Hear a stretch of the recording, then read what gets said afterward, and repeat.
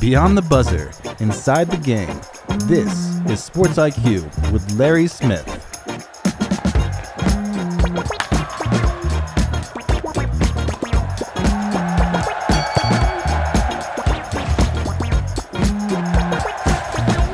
Hey, we made it to Friday. SportsIQ, Larry Smith, producer Tony Cordero, editor Josh Ewing. So thrilled every day to bring this to you, the SportsIQ. Another hour coming up. We'll talk a lot of baseball stuff here. Randy Miller, the Yankees beat writer, is joining us here in just a few minutes. We've had him on the show before. Boy, he was a really entertaining guest. Had him on, I think, probably a couple of months ago, maybe early June, I think he was on. And he was fantastic. So he's going to come back, and we love spending time with him to talk about that. I'm in Atlanta today, as you guys know. I do the WNBA on Ion show. Great doubleheader tonight. It's Indiana at Dallas, LA at Seattle. Two great games. Will we see Caitlin Clark? Probably not, but we'll see Paige Bueckers. Indiana also playing well. Listen, I know everyone loves Caitlin Clark. I get that. And we talked about again where the ratings are up. Even those games without Caitlin, the ratings still are up for the WNBA. So slow your roll, haters. It's been fun to be a part of this ride and watch this grow, and hopefully it'll continue to do so. Indiana playing well even without Caitlin. Aaliyah Boston, 3-time All-Star in her 3 years in the league. Kelsey Mitchell just had 37-point night as she's come up big. Lexi Hull's an outstanding 3-point shooter. We talked about Ari McDonald, how she's come on. She began the year without a team, and now she's a major part of what Indiana's trying to accomplish as they've retooled their roster. After Dewana Bonner said she wanted out, they found a way to keep getting wins, even though Caitlin's not there. And, of course, Sophie Cunningham, everyone's darling, who it's funny that, guys just like the cute blonde woman, right? Who hits threes. She's got the great smile. Then she threw down JC Sheldon, and all of a sudden she just became, I don't know, she just took on like this lore. I wouldn't be surprised in the offseason if Sophie Cunningham becomes like a superhero and somebody does like a comic book series and Sophie Cunningham coming in to save the day. So it's, and of course, verbally backing up Caitlin so many times here this year. It's been an interesting dynamic to watch her added from this team from Phoenix from the offseason. So anyway, it's tonight. I'll be joining you 7 o'clock Eastern time on Ion. Be sure to join us wherever you are for that. Okay, let's talk about the baseball trade deadline. And we'll get producer Tony's thoughts here in a little bit on this as well. Last night was the deadline, a flurry of activity. Let's get a little recap of some of the bigger doings in case you missed it. Let's start with Houston, where the Astros are a lot like Jake and Elwood. They're putting the band back together. And if you don't know the reference, ask your parents. Carlos Correa back in Houston to play third base. He was the Astros shortstop when they won their World Series titles. The Astros also adding outfielder Jesus Sanchez from the Marlins in a 4-player deal, and utility man Ramon Urias from the Orioles. The Yankees trying to get their bullpen some help at the deadline. The biggest acquisition was getting closer David Bednar away from the Pirates. Bednar, 17 saves with a 2.37 ERA this season. New York giving up 4 players, headlined by prospect catcher Rafael Flores. Next up, Camilo Doval from the Giants. This time a 5-player deal that netted San Francisco 4 prospects, including right-handed pitcher Tristan Vreeling. He was the Yankees' number 19 prospect.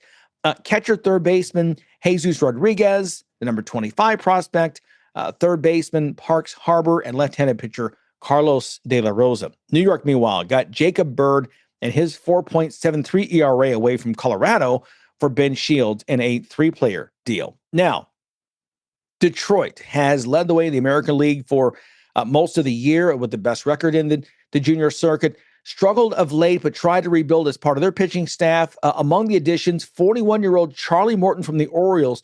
Morton has an ERA over 5, but in his last 11 starts, his earned run average just 3.88 going back to May 26th. Baltimore getting prospect Micah Ashman in return. The Tigers also got Chris Paddock from the Twins earlier.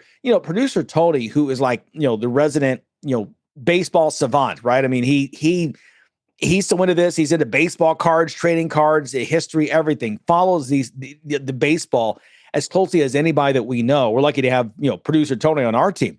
He mentioned yesterday, he said, hey, listen, as we're going through this, we still haven't seen Charlie Morton yet, leave Baltimore. Sure enough, he was on the table, and Detroit put the right package together, and they get him to go up to Motown. So a big pickup there for the Tigers, who, again, so many think still, even though they've struggled a bit, Toronto has really come on now. Detroit's still possibly the favorite to reach the World Series and win the pennant. Okay, some other news. The Rangers adding to their rotation by picking up Merrill Kelly from the Diamondbacks. Kelly, 9-6. Earned run average of 3.22. But he comes at a steep cost, though. Give Arizona some credit. They managed to pluck some of the better arms from the Rangers farm system. Remember these names. Left-handed pitcher Cole Drake. He was the number 5 prospect in the Rangers minor league system. Left-handed pitcher Mitch Bratt. He was number 9 prospect. And number 13 prospect, right-handed pitcher David Hageman. So, I mean, again, you look at in terms of just Texas getting some help now. But the D-backs, we talked before, some of these trades come up, as Tony mentioned, a Doyle Alexander for a kid nobody heard of out of the Detroit farm system named John Smoltz, who went on to become a Hall of Famer and a staple in the great Braves teams of the 90s. By the way, Texas also picked up relievers Danny Kalembe and Phil Matone yesterday as well. The Royals were buyers and not sellers at the deadline. They get outfielder Mike Yastrzemski from the Giants and pitcher Evan Sisk from the Pirates. The Orioles, we mentioned earlier, again, overall, they were very busy at the deadline. They dumped almost 30% of their major league roster. Again, I go back to thinking about Moneyball and just, Brad Pitt playing Billy Bean and chopping popcorn, making deals and going, it's not going to work. Let's get rid of him. What can you get him for? Soda money? Okay. So in addition to Morton and Urias, who were mentioned earlier, Cedric Mullins traded to the Mets. And then the big deal came just at the deadline. Baltimore is shipping all-star first baseman / DH Ryan O'Hean and outfielder Ramon Laureano to the Padres for 6 prospects. So the O's replenishing their farm system. Get this, left-handed pitcher Boston Bateman, San Diego's number 4 prospect, infielder Cobb Hightower, number 6 prospect, right-handed pitcher Tyson Neighbors, number 12 prospect, and a utility man, Victor Figueroa, the number 29 prospect, infielder Brandon Butterworth, right-handed pitcher Tanner Smith. So in total, Baltimore acquired 15 prospects in the last 10 days and 1 draft pick. 2026 going to look very different in Camden Yards for Baltimore. And moving on as well. San Diego, meanwhile, picking up pitchers Mason Miller from the A's and lefty starter Nestor Cortez from the Brewers. Again, it was a very, very busy trade deadline as we now officially are in August and moving on. Now, on the field, only 3 games. The Braves winning a slugfest 12-11 over the Reds. We'll have more on this game in our moment of that's coming up a bit later in the show. Cal Raleigh homered again. Rookie Cole Young also went deep. George Kirby, 6 strong innings on the mound as Seattle beat Texas 6-0. By the way, for Raleigh, his major league leading 42nd big fly of the season. Also the home run derby champ from last month. Giancarlo Stanton and Ben Rice both homered in the first 2 innings. The Yankees beat Tampa Bay 7-4. Even rougher than that for Tampa as Yandy Diaz with his right forearm, Chandler Simpson with his left index finger, and Jonathan Aranda with his left wrist all left the game with ailments. It was just a painful Thursday all the way around for Tampa Bay. So again, that's how things played out in Major League Baseball, both on and off the field. And now we're in the final 2 months this stretch. Again, we'll get to producer Tony's thoughts. He's our resident baseball expert, get his thoughts on who the big winners and losers were at the trade deadline. And again, Randy Miller, Yankees beat writer, coming up here talking to us in a few minutes about how the Yankees have done. Let's get to some other news as well. Fellas, ladies, hey, children, aliens, everybody, NFL, football is back. It's the day that football fans waited all summer for. It was finally here. The Lions and Chargers kicking off the preseason with the annual Hall of Fame game in Canton, Ohio.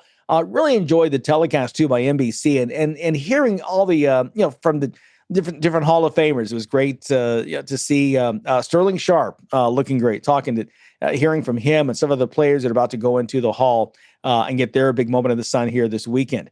Jim Harbaugh and the LA Chargers getting the better of the action, a 34-7 win. But again, there's more than just the score going on. It is the preseason. Trey Lance, the number 3 overall pick in the 2021 draft, but now 4 years later, he's on his 3rd team, only 25 years old. As we talked earlier this week, he's a reclamation project looking to land a backup job in the hopes of reviving his career. He was going to be, the starter to replace, an older and pricier Jimmy Garoppolo in San Francisco. Ended up getting hurt. Brock Purdy comes out of nowhere and says, no, this job is mine. Lance goes to the Cowboys, sits behind Dak Prescott. Now he's sitting behind Justin Herbert, who isn't going anywhere. But he looked really good last night. He was far and away the game's MVP, 120 yards passing, couple of touchdowns, completing 13 of his 20 passes. Look, even if things don't work out for him, he's only 25 years old. And again, his fifth year already now starting in the NFL. Don't write off Trey Lance yet. He showed enough that he could be a player, if not for the Chargers, maybe somebody else down the line. The Lions' Dan Campbell made the game fun for his team. The coach letting linebacker Grant Stewart return kicks, and Stewart thanked him by fumbling the opening kickoff at his own 27. LA jumped on that fumble. 5 plays later, they were in the end zone, and, the route was on. But it still was an entertaining game. Jared Goff in street clothes for Detroit, but the Lions got to look at backup Kyle Allen and probably didn't like what they saw. He threw 2 interceptions in the first quarter, just 91 yards and 9 of 14 passing. Given that showing, the Lions are hoping Goff can stay healthy all year after that, or else they may be trying to trade for Trey Lance. Otherwise, WNBA, just one contest last night. Kate Martin, 14 points. Veronica Burton had 10 assists and 7 rebounds as well, flirting with a triple-double. Golden State holding off Washington 68-67. Crazy thing about this game, this was a 66-65 Valkyries lead with 5:34 left in the game. Each team managed just 2 points over that final 5.5 minutes. Crazy game. But here's what's wild. Golden State, the expansion team, trying to become the first ever expansion team to reach the playoffs in their first year. They now take a half-game lead up on Washington for that 8th and final playoff spot right now. But again, we still have another 6 weeks to go.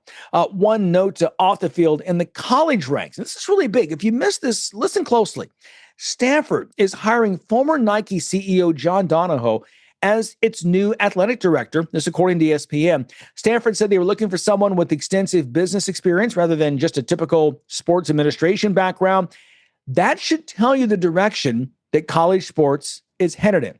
Donahoe, 65 years old. He's a Stanford alum, graduated from Dartmouth College with a degree in economics, later got an MBA from the Stanford Graduate School of Business, twice held a position on the business school's advisory board. And again, his professional career includes serving as CEO of Nike for nearly 5 years. So again, if you don't think college sports is all about the Benjamins, I think again, they're looking at, somebody who is a CEO of one of the major global sports athletic industries now is calling the shots there in Stanford. So again, that kind of tells you what we're talking about here. And Stanford has a lot of questions ahead in terms of what we've discussed before with the ACC. We just talked a couple of days ago, where could they go at the end of the decade? Might it be smarter for Stanford to return to the Pac-12? Maybe if the ACC does break up and some of their major brands go elsewhere. Seems crazy right now in 2025, but let's check back in 5 years and see where that is. Interesting things happening in sports. Okay, we're going to talk more about the Major League Baseball trade deadline with producer Tony after a quick timeout here on the SportsIQ.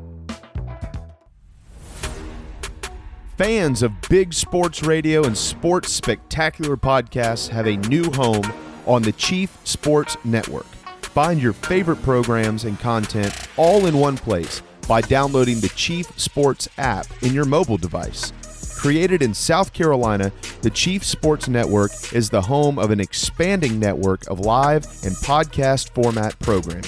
It is also the home of one of the leading national college football podcasts, JC and Morgan, hosted by ESPN's Mike Morgan and 24/7 Sports' JC Sherbert. Download the Chief Sports app for free and find all of your favorite programming under one easy umbrella. Thanks to all of our markets for your loyal support of Big Sports Radio and our Sports Spectacular podcast, and we look forward to connecting with you anywhere in the world on the Chief Sports app.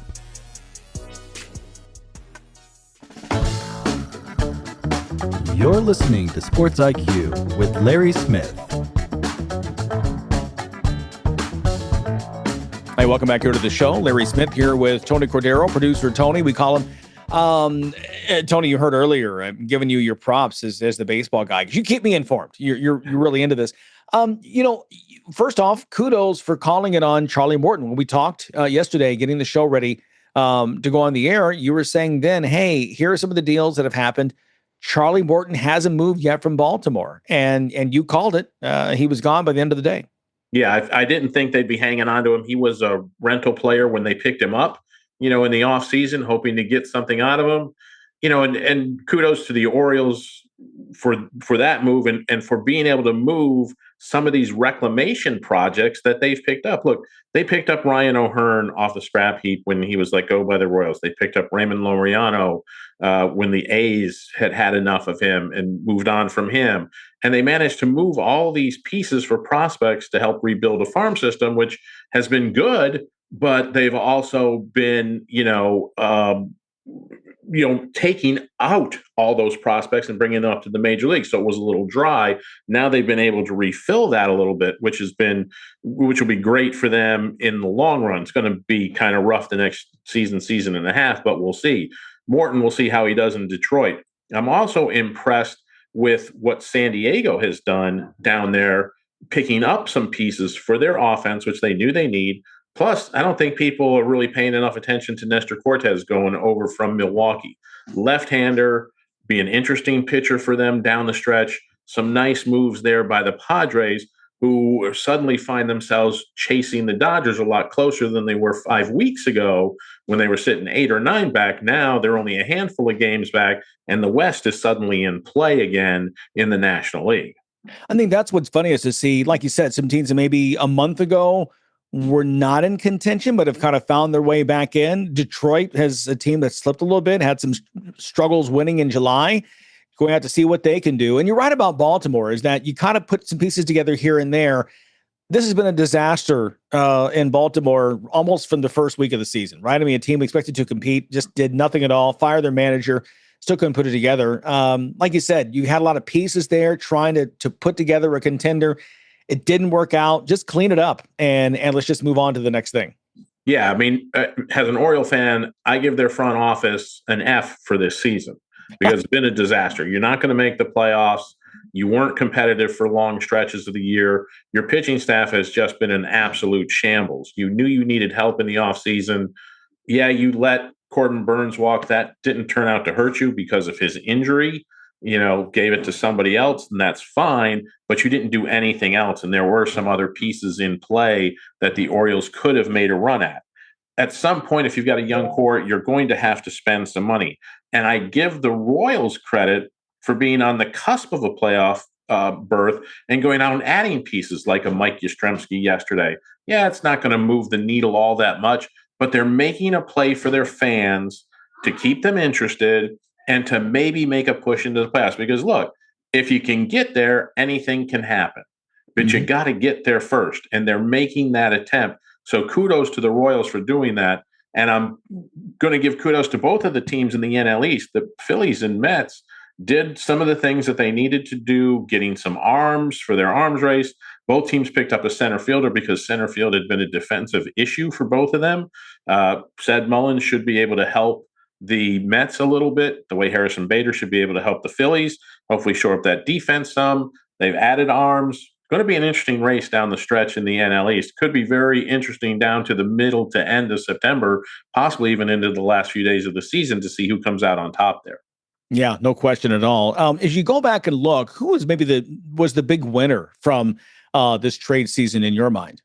I'm going to give kudos to the Tigers for going out and trying to fill up the back end of that rotation. They didn't get anybody to really move the needle, but they did something sharp. I think in a few years, you might look back at the Diamondbacks picking up those 3 prospects from the Rangers by dumping Merrill Kelly in what has become a lost season that they thought was going to be a lot better off in Arizona, but injuries have kind of derailed them some.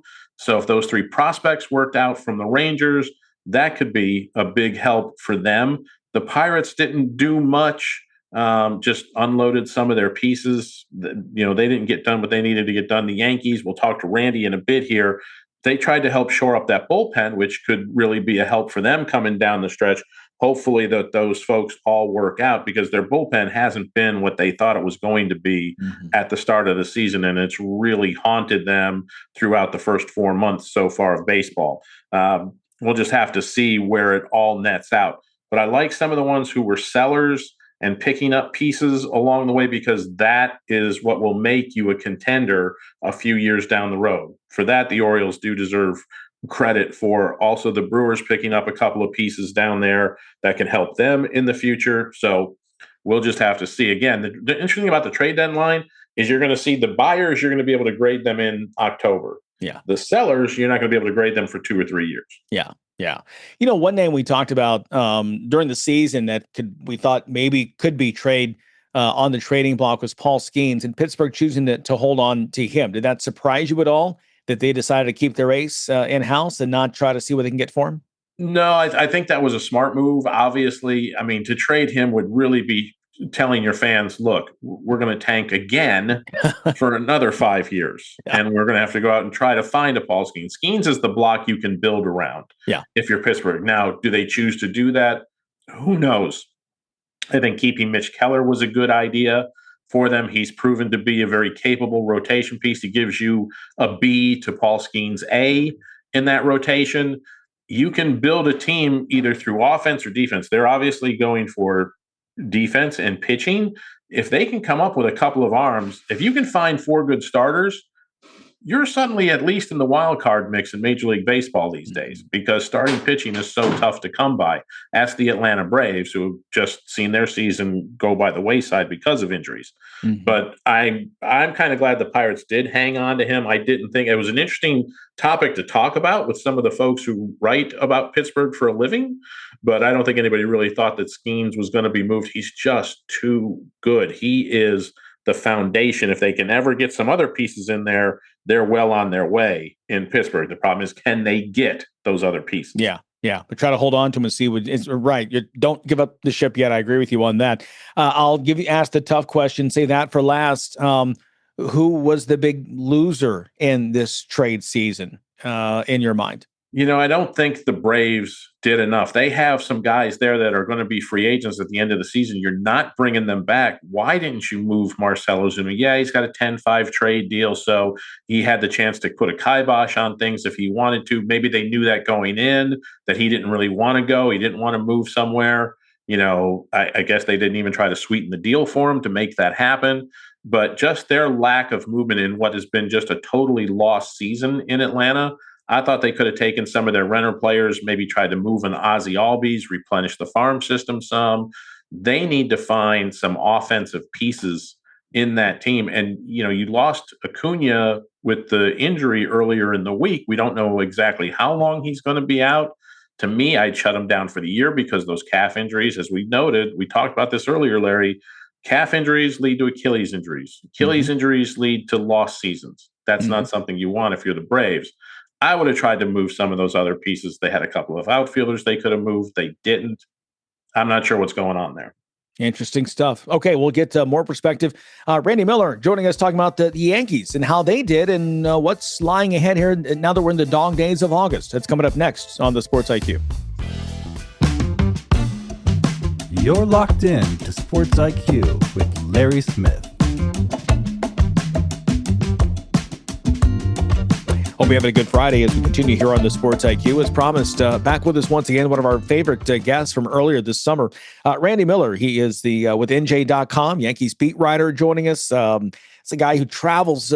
Randy, do you travel? Are you on the team plane when you travel around? Do they still do that have the beat writers? I did that when I covered the Steelers, but those days are long gone. But the issue with me is I was a Phillies beat writer for 17 years, so I still live closer to Philly. So I'm in a hotel for home games, road games, spring training, playoffs, winter meetings, GM meetings. I think I'm in a stretch now where I have about 4 full days home in 2 months. Wow, that's crazy. I'm in the hotel here in the Buckhead part of Atlanta, and I just went down. Because I'm a Marriott Elite member, right? You got to be like the top level with all those hotels. I'm ambassador. When you get the top level, you get your own secretary. And a lot of times I get into these rooms and I'm I'm working late at night, but I have these suites with a bar and stuff. And it's like, boy, it'd be nice if I had some company here. Some friends. Exactly. But it's Marriott takes care of you, though. They do. They really do. One of the funniest stories ever. I'm covering the World Series. It was Cardinals, Red Sox in 2004. They break the curse of the Bambino. And with CNN, the guy recognizing the manager, and he upgrades me to the suite with this full dining room table and a chandelier. The problem is it's the World Series. So I'm out of the room like 14 hours a day. I'm never here. Like I sleep and shower and leave again. So literally for the final 2 days, I just ordered room service breakfast and put on the robe and sat there by myself and ate breakfast under the chandelier by myself, just so I could say that I did it. I'm a little nervous about getting the big suites now. I used to stay in New York, in Teaneck, New Jersey, at a big Marriott there, 5 minutes or so from Yankee Stadium, and the place was crazy haunted. And the Jets stayed there, and the security guard told me they're scared to death. And stuff happened to me where TVs were sliding across the room, lights were shooting on and off. I'm daring it to have other lights shoot off. It does. Stuff was stolen from me in the hotel room, shows up in different rooms months later. So I don't go back to that hotel anymore, Glendale Marriott. And I had these gigantic executive suites. And oh my God, when this stuff happens to you, you become a believer. Yeah, exactly. Hey, let's get to the Yankees right now. We've been talking about the trade deadline coming and going here yesterday. Want to get your thoughts on the Yankees moves and how you think they'll play out. I think the Yankees were a starting pitcher away from Cashman hitting a grand slam at this trade deadline. I think they needed a starting pitcher that they didn't get, but look, their bullpen has been a huge disappointment this year. And I figured they're going to get a couple big arms, and they get three. They get two closers. They get Bednar from Pittsburgh, who's been tremendous. He was sent down, I think, to the minors for about 9 days in April, come back, and he's been one of the best relievers. Great makeup guy. He's a native Pittsburgher, as I am, so I've talked to him before. He's going to fit in well. And then they got Camilo Doval from the Giants, and he'll end up being a late inning guy. They don't need him to close. He's got a great slider, a cutter, and he'll fit in well. And then Jake Bird, I think, is a guy that is underrated here. I know people are looking at his 4.73 ERA, but if you look before his last, I think 7 outings, it was 2.78. He's been awful. I think 14 runs in 5 innings over his last 7 outings. A scout the other day before the trade told me this is an under the radar guy that could be a good fit with the Yankees. And I wouldn't be surprised if he turns into their next Clay Holmes. When the Yankees got Clay Holmes a few years ago from Pittsburgh, came with a high ERA, and people's like, all right, what's he going to do? And Matt Blake, the Yankees pitching coach, has worked wonders with guys that have really good arms that maybe need a change of surgery, a little tweak. And so those guys will fit in well with a bullpen that already has some good arms. I still really like Luke Weaver, even though he had a bad July. Devin Williams has started out bad. He has not been great lately. Aaron Boone said yesterday Devin Williams is still the closer, but I think that he will not hesitate to go to Bednar if there's some more struggles with Devin. And, one of the reasons he wants to stick with Devin Williams is Devin Williams will not come into a game and pitch more than 1 inning. He's a guy that wants to pitch with his beard, prefers to have a set schedule. And look, that airbender, when it's going well, is one of the best pitches in baseball. But look, he's got a 5 ERA, and we're in August. And while he's had some really good stretches, and recently until the last 6 outings where he's given up, I think, 5 or 6 runs, he was in a really good couple-month stretch, but now there's protection. Last year, the Yankees got in a situation where Clay Holmes blew a bunch of saves. They had to go to Luke Weaver. They lose Luke Weaver as a guy that can get you 4 or 5 outs. Now they got a few guys that can get a lot of outs. And let's face it, in today's game where starting pitchers, you're happy if you get 5 innings out of them, 5 1/3, because they don't want guys to face lineups 3 times. A bullpen, having a strong, deep bullpen is almost more important than being 4 or 5 deep in a rotation. Mm-hmm.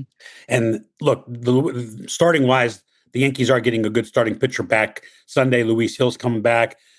He's had four starts in the minors, 2 in AA, 2 in AAA. Not great numbers, but his last start was pretty good, up to 75 pitches, 4 1/3, 1 run, 7 Ks. The velocity's coming back.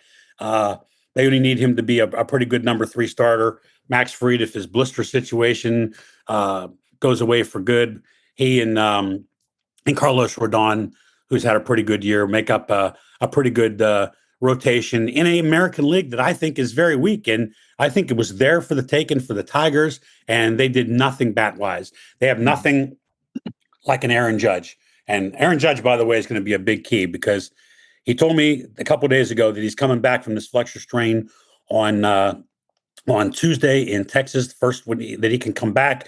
But the situation with him is he's probably not going to be able to play right field for a lot longer than the Yankees are saying. We might be talking months here. And that flexor strain is not going to go away. It's not going to heal in 10 days. And it could be an issue when he grips the bat. Now, he's a tough guy, just like Stanton, who's been very good since he's coming back. And Stanton's been playing in a lot of pain.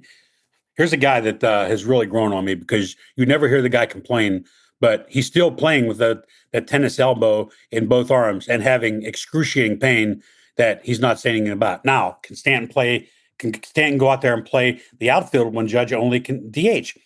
He hasn't done it for a few years. He thinks he can. We'll see how much outfield he plays.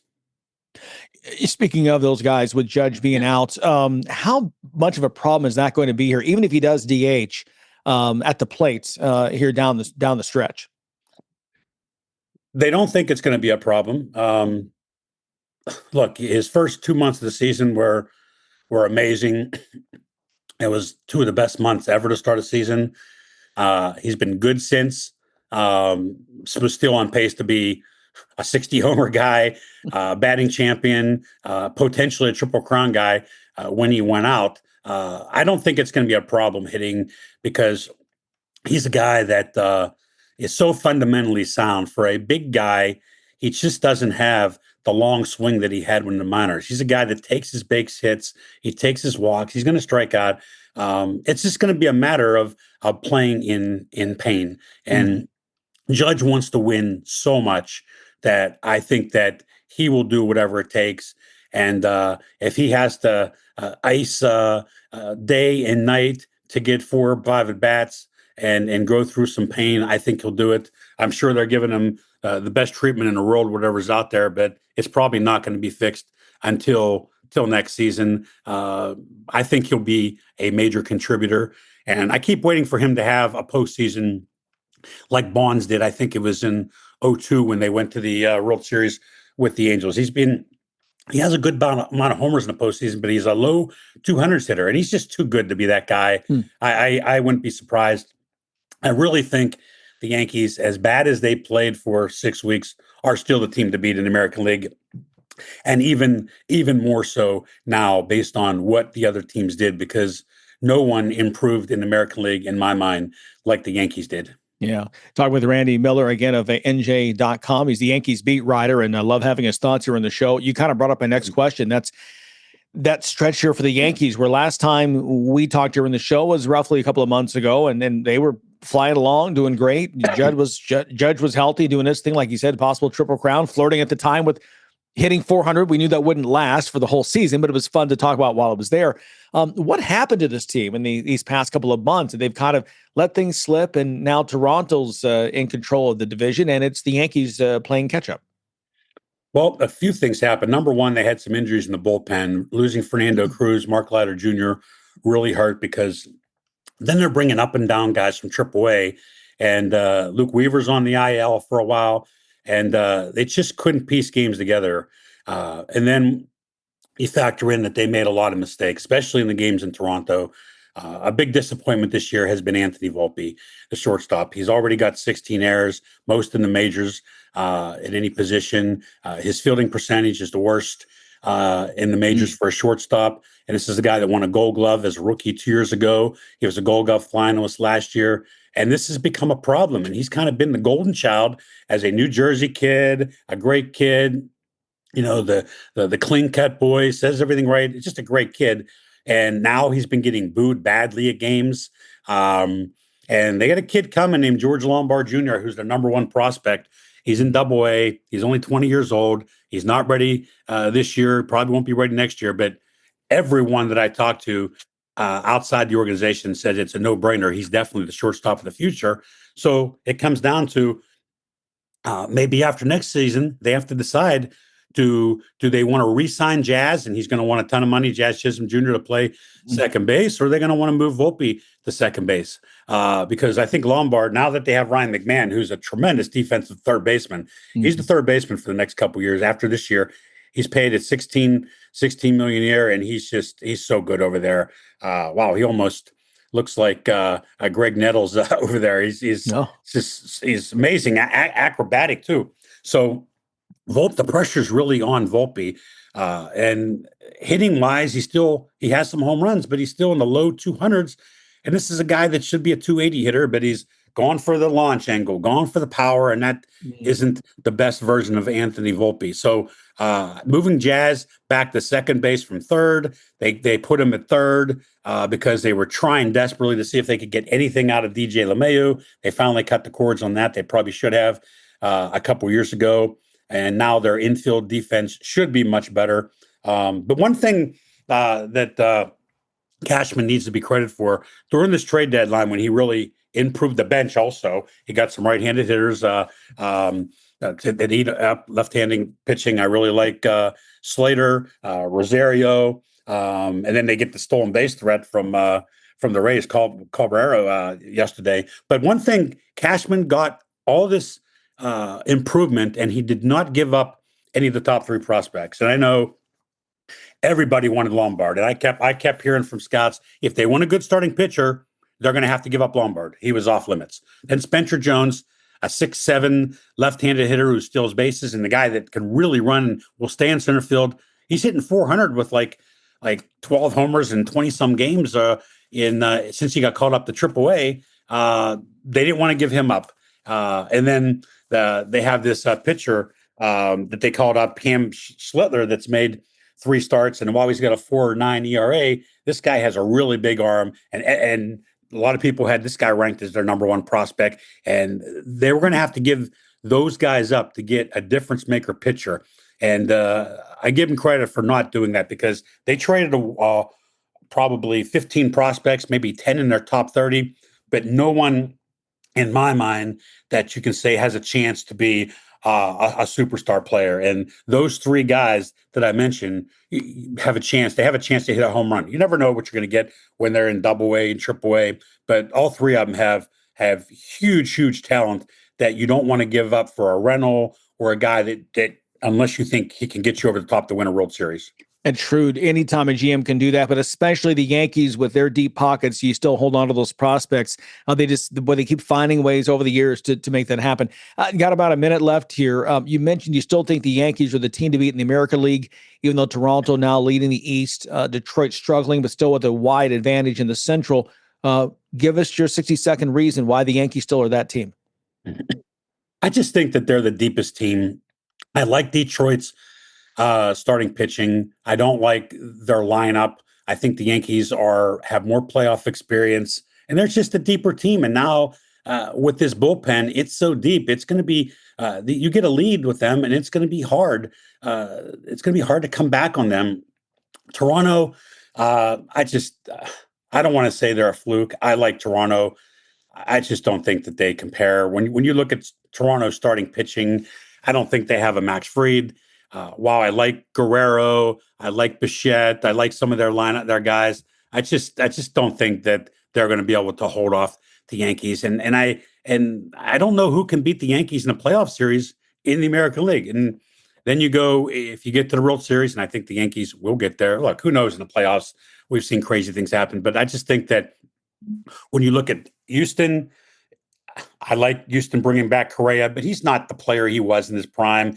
Houston loses Tucker. I just don't think that they're as deep. Seattle is dangerous with their starting pitching. They go and get Suarez, but Suarez is a weak fielding third baseman, low average guy. So I just don't think that anybody added a difference maker that is a judge that can take the Yankees down in an American League playoff series. And then if you get to the World Series, the National League is better. I still think the Mets, the Phillies, the Padres, the Dodgers, the Cubs are all teams that can win the World Series. I really love what the Padres did. I think the biggest loser here was the Dodgers, that they had holes and they just didn't attack it at all. But I think the Yankees are in very good shape. The one move the Blue Jays got was Bieber for the rotation. He hasn't pitched this year, pitched very well in rehab starts coming back from Tommy John. That's the guy that, if they're going to get over the top, could bring them over the top. Big stuff as always. Randy, good to talk with you. Stay hydrated, enjoy these dog days, and we'll be calling you again here once we get to the playoffs. Thanks for having me, Larry, anytime. All right, appreciate it. Randy Miller, once again, he's the Yankees beat writer for NJ.com, a great friend of the show. Great to get his insights there on these Yankees. Second place going into the weekend in the AL East, but you heard it from him. Don't sleep on these guys. Aaron Judge coming back next week, and they begin to get back to that form hopefully they showed earlier this season. If Randy says the Yankees, I'm putting my chips on the Yankees. That's how much faith I have in him. All right, we've got more to come. It's a Sports IQ. Stay with us. Everything is expensive right now. Gas, food, you name it. You're spending more, you are making the same or less money. So, what do? You rack up credit card debt. That's what you do. It's not your fault. It's the economy. And guess what? If you rack up too much credit card debt like some of us, you can't pay your bills. Then the credit card companies, as nice as they are, start hounding you for money. Then you start your downward spiral. A smart thing for you to do is to call the Zero Debt. They can help you consolidate all your credit card bills into one affordable payment. Millions of people have done it. It works to make you debt-free. Make this free call right now. It costs you nothing to learn more. 800-507-7293. 800-507-7293. 800-507-7293. That's 800-507-7293.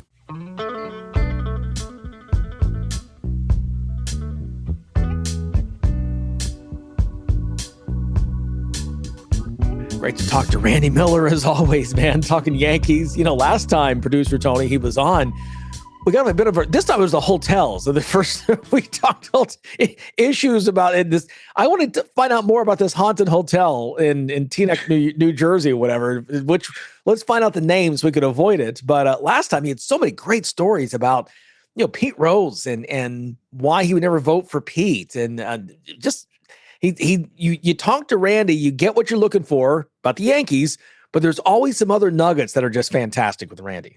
Absolutely. He's just like he's a walking storyteller. He's that throwback writer and, that can tell a story, that remembers everything, looks out for people, and is always interesting. He's lived such a full life and an interesting career, and he can just relay that to our audience. It's just great. I just enjoy having him on whenever we can. Yeah, I totally agree. He's that guy that you agree to go have a beer with, and you always end up having a second beer because the conversation is so good. Like, one more. Yeah, let's keep this thing going.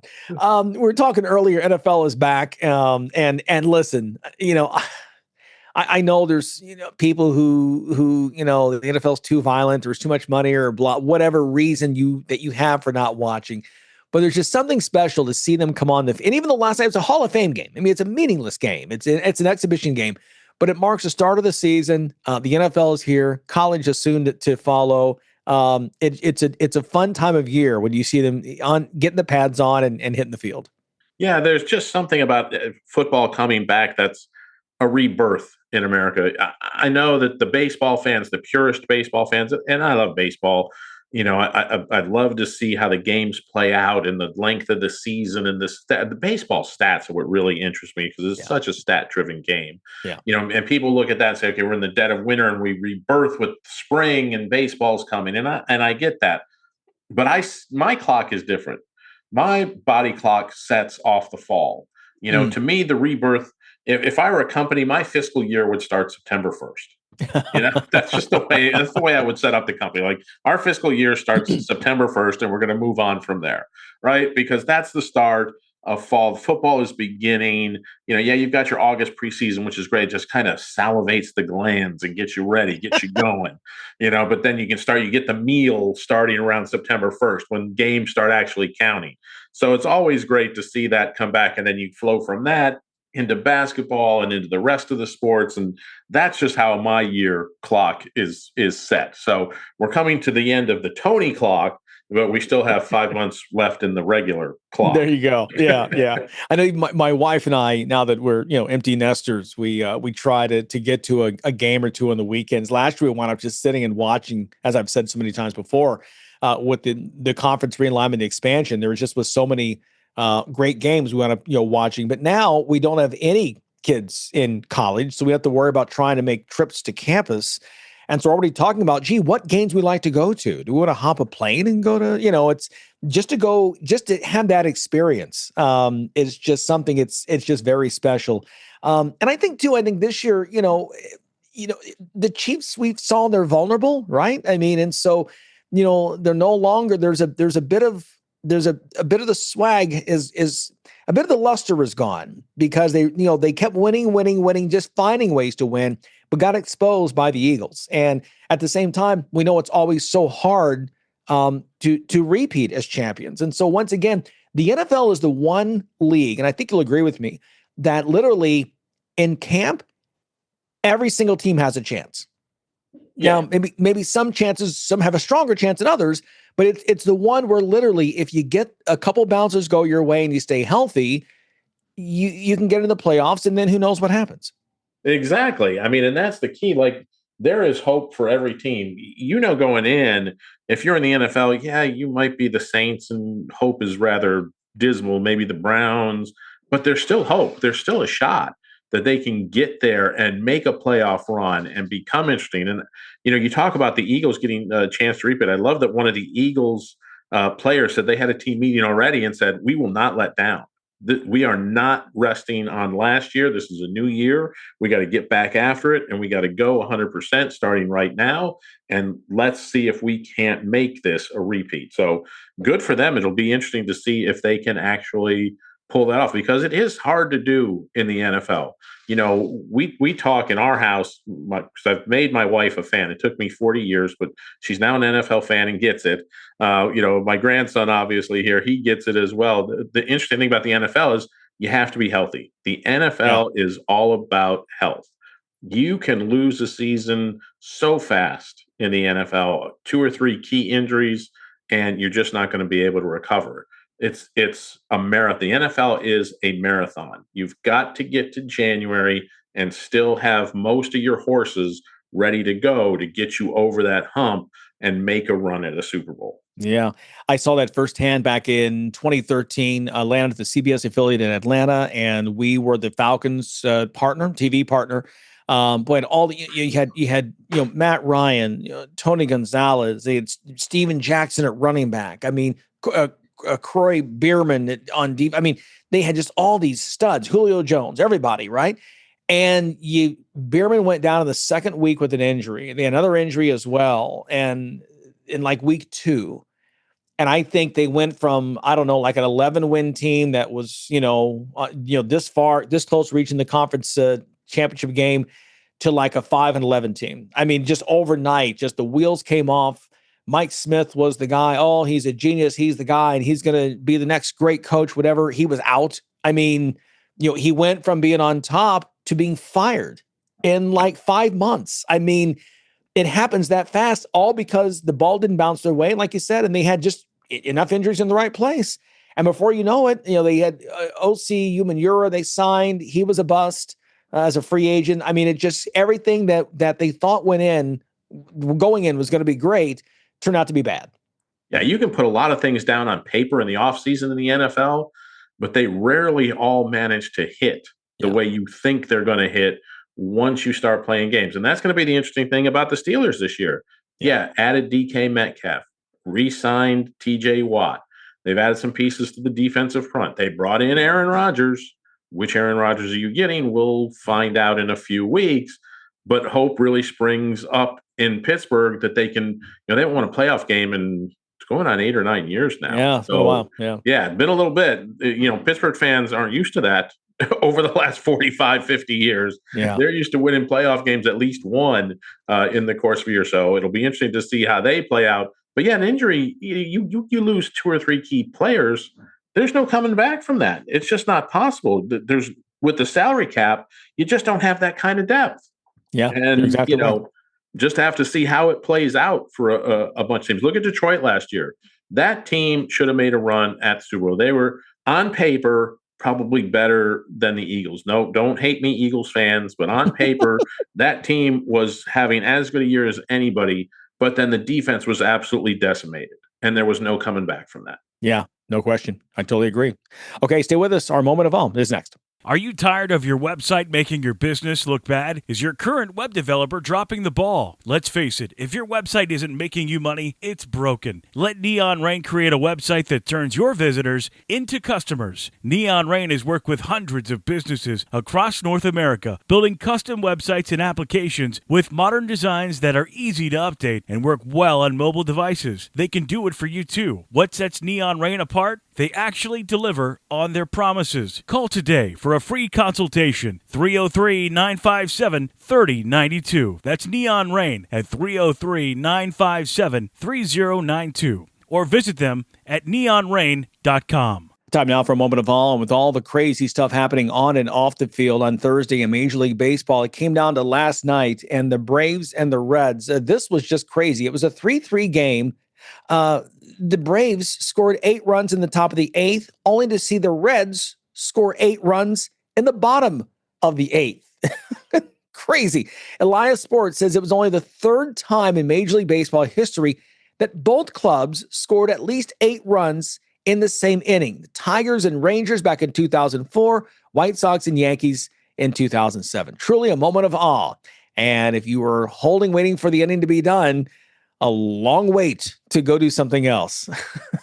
That's it. That's our moment of all. That's our show for Friday. We appreciate Randy Miller of NJ.com. Stop by to talk about the Yankees. We appreciate you being here every day, all during the week. Be sure to go on YouTube as well and check out our video shorts. It's kind of a cool thing, the moments of all saved there, and also some highlights of some of our interviews as well. Make it a great weekend. Enjoy the games. So we'll see you back here on Monday.